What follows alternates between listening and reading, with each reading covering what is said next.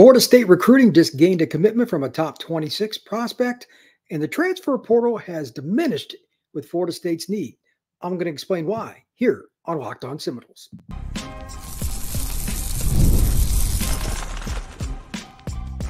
You are Locked On Seminoles, your daily podcast on the Florida State Seminoles.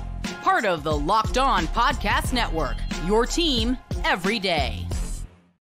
Welcome back into Locked On Seminoles. I am your host, Brian Smith. Thank you for making this the first listen each and every day. You can find this podcast wherever you get it and on YouTube, part of the awesome Locked On Network, your team each and every day. Please hit that like button and that notification bell and share this podcast. And if you have a chance, please comment on YouTube. I really enjoy the conversation. So let's jump right in. Today is the day that they gain another commitment, but it's class of 26. And here's a little bit of an unusual scenario. The Noles have 4 commitments in the class of 25 and in the class of 26. That's how much recruiting has changed. But Jaelen, as he calls himself, Seatbelt Waters, a corner out of Armwood High School on the edge of Tampa, has committed to Mike Norvell and the Noles. This is one of the top prospects in the class of 2026. Can never have enough corners. I talk about that all the time. He's a kid that's already over 6 foot. He can play bump coverage. He can play off. He could probably play free safety, whatever you wanted him to do. He's a kid that can go any school he wants to. Schools outside the state like Notre Dame and Alabama, etc., have all come after him, but he has decided to cast his lot with Florida State. He will continue to be recruited by everybody, I'm sure, but this is a big commitment for Florida State because they want to keep those defensive backs rolling in. That's one of their best positions right now. If not the best on the roster, I would guess that it is. And the way they're recruiting it, I don't think that's going to change much. So let's talk a little bit about the class of 26 already. This is crazy to me, but the 4 commitments are all really good, to the point that Rivals right now has Florida State's 2026 class ranked number 1. Now, there's a wide variety. I think 247 has it 7th, but everybody's just got a handful of commitments. So 7 and 1 are pretty close together. Still, to be in that conversation is a good sign, especially with so many players in the state of Florida making later commitments as a general rule, and other states, maybe up north, etc., where they commit a little earlier. So Florida State's doing well. Let's go over the 4 players, starting with Jaelen once again. Pure corner, can play bump, can play off. He's a physical kid. He's a really good tackler, which surprises me. Most kids at this age, he's only been through his sophomore year, don't tackle very well. He does. That's something he'll still have to work on like everybody else. It's a life learning skill, but at this stage, he's ahead of the curve. Also, he's got really long arms. I think it's one of the biggest advantages you can have. When you can get beat and still make a play, usually that's God-given because of the length, and that's why you hear coaches talk about it so much. Jaelen Seatbelt Waters is that guy without a question. So if you're looking for a comparison, it's really any of the guys that Florida State signed in the last couple of years. Just pick one. It doesn't even matter which one you'd want to go with. Florida State has so many long corners and safeties over the last couple of recruiting classes. He fits right in with that.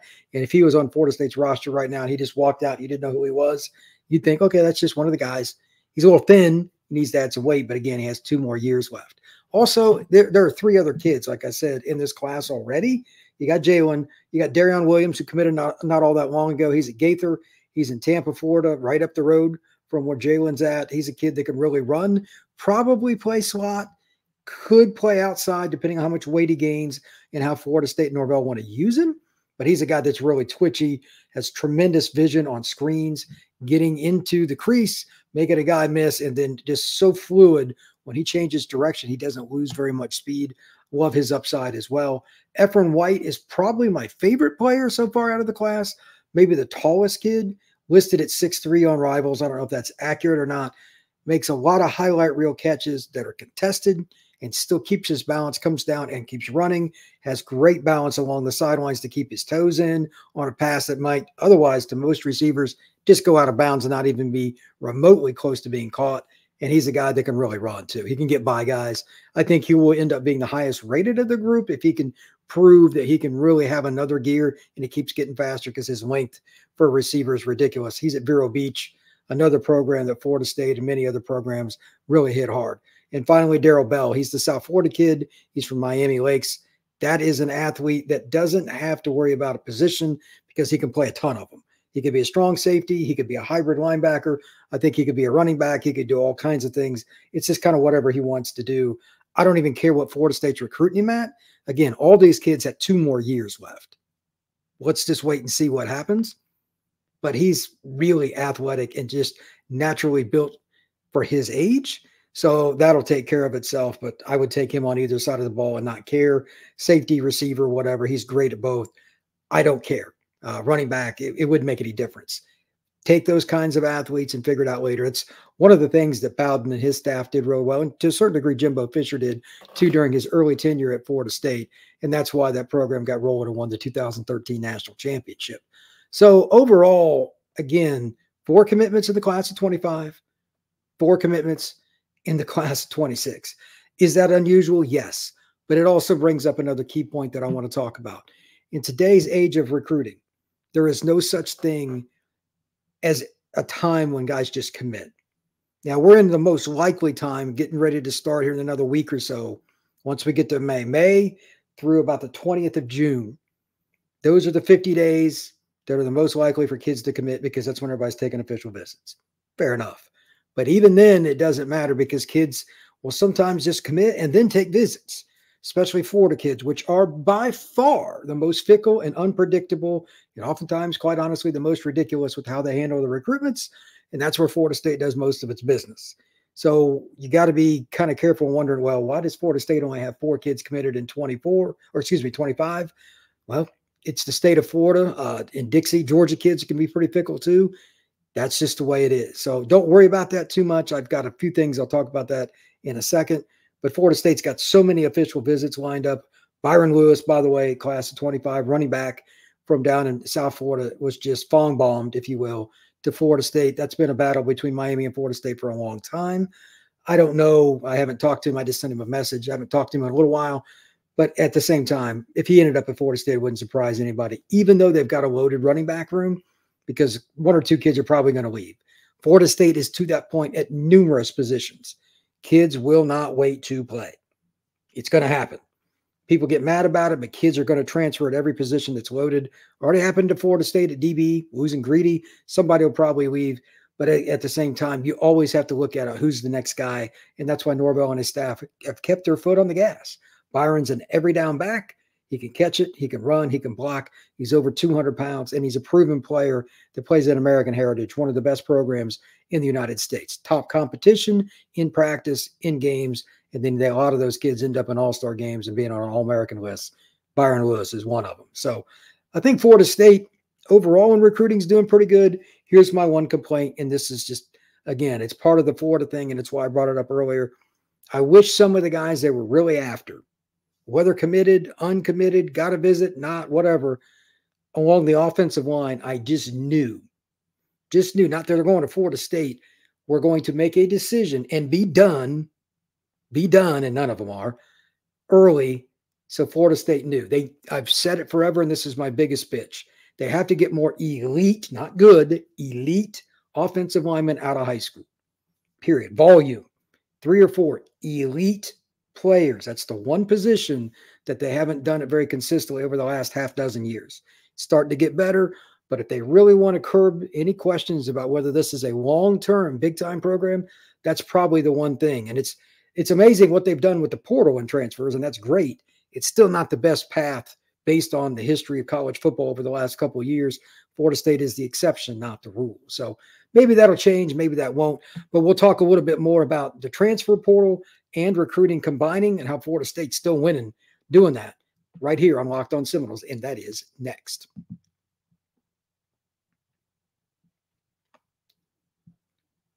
All right. Now, next, we've got FanDuel is our sponsor for today. It is one of the opportunities for you to check out what's going on with all the playoffs because the NBA and NHL, plus baseball's in full swing. FanDuel is your place to bet on each and every game. Right now, new customers get $150 in bonus bets guaranteed. That's $150, win or lose. Bet on everything from slap shots to home runs to slam dunks, all in the app that's safe, secure, and easy to use. What are you waiting for? Visit FanDuel.com/lockedon and make your first bet a winner. FanDuel, America's #1 sportsbook.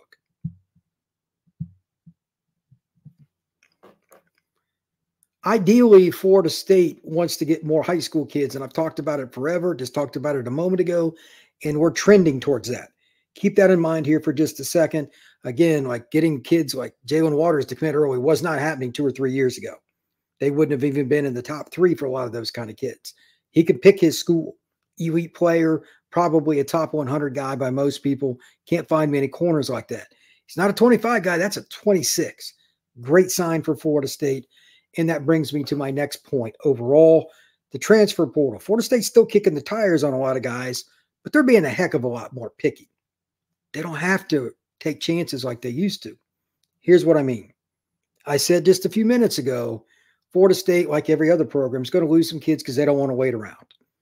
It's more important than wearing the helmet, going to Florida State, whatever. I have to start. In today's society, kids are not patient, and I'm being unbelievably kind. I'm sure many of you know that, especially those of you that have teenagers. But when you're a football player and you've been told how great you are coming up through high school, they just don't understand the concept that there's 3 guys ahead of them. I don't know how we prepare them better. Maybe it's something the media and guys like me can do better when we go out and talk to these kids, but they are not patient. And again, Florida kids are by a mile, are the worst in the country by a mile. I don't know what it is, but Florida kids usually just don't think they can get beat out. It's crazy, especially like the DB receiver types. Whatever it is, though, that's going to be something that Florida State and all these schools have to deal with. But at the same time, now that they're getting so many good high school kids, one leaves, they just got one replaces them. And that's the objective. And you get to take these kids as freshmen instead of sophomores or junior. It's at least one more year they get to work under Norvell and his entire staff, which by and large has been intact since they got here from Memphis. I think it's one of the best developmental programs in the country. And now that each year they're getting a little bit better with recruiting, that's only going to give them more bullets in the gun to be an effective program. You're not going to just win with the portal long term. Florida State has bent the rules and made it work, but they're trending towards something much better. And here's an example. Right now, Nigel Kelly is just committed to UCF. 2 years ago, I guarantee you Florida State would have been on him so hard it's not even funny. Not saying they didn't kick the tires on it. He's the defensive end that left Miami. He's talented. He's very talented. He originally committed to Florida State in high school and flipped to Miami. But he's had a shoulder injury, etc. I don't know if there's anything else going on, but Florida State's at a better place now. They don't have to take as many risks. If you take nothing else from this podcast, I guess that would be a pretty good one. To be honest, the elite recruiting means less concern with the portal, and that's what I've been asking for forever. That's what you have to do. Florida State's being picky with recruiting too. They're not just taking random guys that are low 3 stars and low-hanging fruit. Really good players early on, and that means you don't have to jack around with the portal as much. It's building and building. By this point next year, Florida State might only take 5 portal kids. Who knows? It just depends on who leaves, but the kids they take will be really, really good. I mean, that 5's probably a low number, but I don't even think they'll take 10 next year overall. They won't have to. That's a great sign for Florida State football. Here's the other part with it. Think about this. Defensive line's always in demand. Not going all in on kids at the D-line means that you finally feel pretty comfortable. And I thought they looked pretty good in the spring game. I talked about that the other day.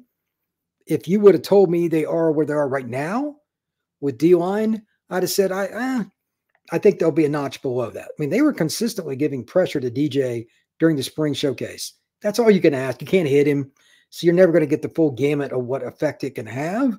I understand that, and you should as well. But that's another sign. Again, Nigel Kelly's going to have a bunch of offers, ends up at UCF, wants to stay kind of close to home. He's a South Florida kid. I get it. But UCF's not Florida State in terms of prestige, etc. It's just not. That's a really good sign for Florida State. They could just pass on him, not push him, not saying Florida State automatically would have got him. But for what I understand, I don't think he was a priority. Maybe I'm wrong, but I don't believe that he was. Florida State's depth chart has built to this point. Good job by Florida State staff to get him there. Last point on the transfer portal. Jared Harrison Hunt, another Miami guy. They're going to kick the tires. I bet that he doesn't end up at Florida State, although development and getting better, playing for a winning team, they got all those things there. Most of these guys, like he's got another year left and he's done, they want to play and be the guy. It's going to be hard for Florida State. This is kind of par for the course for those one-year guys to get any of them. It does. I'm not picking on Jared Harrison Hunt either. Very good football player. He can give you 15, 20 snaps a game and be pretty good. He thinks that he's got a chance at the NFL. I've seen him up close a couple of times, seen him at practices. You know, he was a kid out of New York that came down as a highly recruited player. He's good, but he's not great. Is he going to really come in and just knock the socks off and beat out guys with as much or more talent than him that already know the system, know how practices and everything work? I doubt it. If they get him, great. That means he's bought in and he just wants to be a part of the program. But that's more old school. New school, that doesn't happen very much. And I'm kind of looking at the opportunities for Florida State are very limited with these guys, but it's the same pattern, ironically, that the teams that have won national titles in the last 3 or 4 years have used. Team first. We'll pass on a little bit more talent because we want everything to be congruent. Michigan didn't have the most talent last year, but they had a ton of guys bought in, and they had a gazillion seniors and fifth-year seniors and a couple of juniors that were good that turned pro, like McCarthy, the good quarterback they had. That's how you can win easily every year, assuming they just don't lose that many kids to the portal. And Michigan didn't. They got kids to buy in. Give Harbaugh and his staff credit. I know they cheated like crazy and all that. I get it. You can hate them all you want, but they got kids to buy in. It's no different in Tallahassee.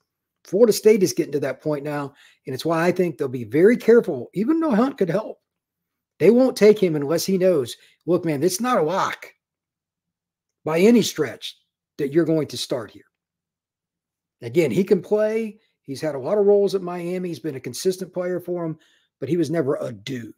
I just don't think many guys that hit the portal for their last year are going to end up at Florida State or anywhere else like that. And I'm not really trying to pick on him, but it's just part of college football. You got to be careful about that locker room.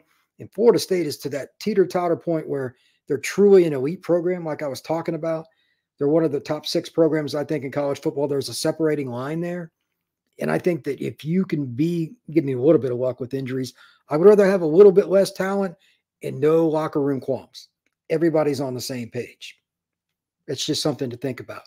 The last thing we're going to talk about today is in conjunction with Florida State's schedule, the recruiting and everything. I'm just going to kind of talk in generalities about Florida State's ability to build this program and where they were 2 years ago compared to where they are now, because honestly, it's so far from where it was. It's kind of amazing. Florida State's done a lot of great things, and Florida State fans should be appreciative of it. All right. I'm sure you've got a competitive side just like I do, and I'm sure you're familiar with Monopoly, the great game that's been around forever. Well, now it's on your phone and you can download it. It's actually been downloaded 150 million times, actually. It's a great twist on Monopoly where you play not one, but hundreds of Monopoly boards in crazy locations, building up amazing cities that bring you big money. Here's the best part. It's messing with your friends and having a good time. Charge them rent on iconic properties, just like classic Monopoly would. But now you can also heist their vaults and keep the riches for yourself. The leaderboards show who the biggest Monopoly tycoon is. Here's the other part with this. Anybody can play Monopoly, younger people, older people, whatever you want to do. I know I had a blast with it when I was a kid, and it's something that's very easy to get used to if you haven't played it before, but I'm sure you probably heard of it. Here's the other part with it. Anybody can do this on their phone. Again, you can have fun in a few seconds. Just download it really quickly. So if you want to get involved with it, all you have to do is download it. So go do it for yourself. Download Monopoly Go. It's now free on the App Store and Google Play. Also, Gametime. Today's show is brought to you by Gametime. If you want last-minute ticket deals, especially on MLB, a partner now with Gametime, make sure you check it out. Download the app. In a couple of clicks, you can find yourself at an MLB game, and you would know exactly where your seats are because from your phone, you can look at your seat and see where home plate is from there. It's pretty cool. They have last-minute ticket prices for all kinds of things. And even with MLB, as it gets closer to game time, the prices will go down. So make sure you check out all the opportunities. You can pick out any specific games or matchups that you'd find attractive to you. You can take any deals that you see for these games, or you can do it far in advance too. Doesn't matter if it's close to the game or it's way in advance. Go through and look at all the different opportunities. You can go to concerts. You can go to plays. You can go to movies. Check out Gametime. It's a really, really good way to go. Take the guesswork out of buying tickets with Gametime. Download the app, create an account, and use code LOCKEDONCollege for $20 off your first purchase. That's LOCKEDONCollege, LOCKEDONCOLLEGE for $20 off. Download Gametime's app today. Last-minute tickets, lowest price guaranteed. So where did you think Florida State's program would be when the 2022 season started? Florida State had a good year. They lost those 3 games in the middle, kind of a weird deal. And then they caught fire again. And then they won 13 in a row before the debacle against Georgia in the bowl game. They had quite a run. I mean, that's a long run for Florida State. Did you really see anything like that coming? And take your garnet and gold glasses off? Because I know even people that I knew personally that cover Florida State, live in Tallahassee, did not. One of my buddies thought 7-5 in 2022. Then they go 9-3. That's pretty good. This past year, obviously undefeated. So what was the difference? Part of it, I think, is just Jordan Travis's development. If you're not good at quarterback, you're not winning, especially when you're going to run a lot of RPO and the quarterback has the football in his hands with the option to take off. And obviously Jordan is an incredible football player, but his athleticism made a lot of plays for him too. You have that, but I think it still comes in to the development part. Name 2 or 3 programs that are better than Florida State at development. I'm always going to say Georgia on everything until otherwise proven, because they got the recent rings. They're always in contention. So if you go with them, okay, 1. Anybody else? Who else develops better? Maybe Michigan. They won the title. They developed really well. That's possible. But they just lost a bunch of those guys. They're not going to be near as good, by the way. Who else? Who is proven to be there? Texas, pretty good. Notre Dame's pretty good at that, but neither one of them have done anything dominant. They're on the cusp. Ohio State, believe it or not, is probably underachieved a little bit with their talent. They got a ton of it. Who else? Florida State might be right there. Alabama, obviously, before anybody asked, because Saban's gone, I don't count them now. We're at complete let's just see what happens mode. Florida State might be the best developmental program in college football by the end of this year. We need to see how Norvell and his staff adjust to bringing in DJ. That's fair on all accounts. But the running backs, the receivers, etc., every year there's somebody different that they rely on, whether it's a portal guy, whether it's a high school kid, whether it's a JUCO player, they've adapted. Benson was a guy that barely did anything at Alabama last year. He's been dominant at Florida State this spring. That's development. I don't care if he's a transfer portal player. You take guys and you look at them and you say, well, what can they do better for us? How do we fit into our system? To me, this is the most fun part of covering Florida State, because during any game or even a media opportunity, anything that I can learn, people I contact, it's something different. Florida State keeps on their players, like Jordan Travis at one point, for those of you who don't know, he told Norvell he wanted to move to receiver, and he said, no, we're going to get you there at quarterback. They are a very unique program to cover, to follow, to watch, and for any of you obviously watching this to be a fan of. I think it's a lot of fun, and I think Florida State football is going into a nice little run here over the next few years. And I don't really think it's that debatable, because they do it the right way of finding different patterns to fit any guy that comes in. They will adjust to them. They don't force the player to adjust to Florida State. With young people, that's usually a lot better, because they usually aren't as developed mentally as anything else. Forget about the physical traits. They are not as comfortable with it as somebody that's like 25, 26. That's why those guys are in the NFL. They're professional. They're mature. It's different. 18 to 22-year-olds, most men aren't that mature. Let's be honest. They have a lot more leeway that you got to give them to be successful. And Florida State's figured that out. So hats off to them. Also, before I go, make sure that you remember NFL drafts coming up. I'm going to be covering some of that here real soon. It's fun. Going to kind of just take a little break from just all Florida State. Going to talk about the draft in general, some of Florida State's guys, and then we're going to go into some projections to have a little fun with that. But for that, today's show is up. Everybody have a great night. Take care of you.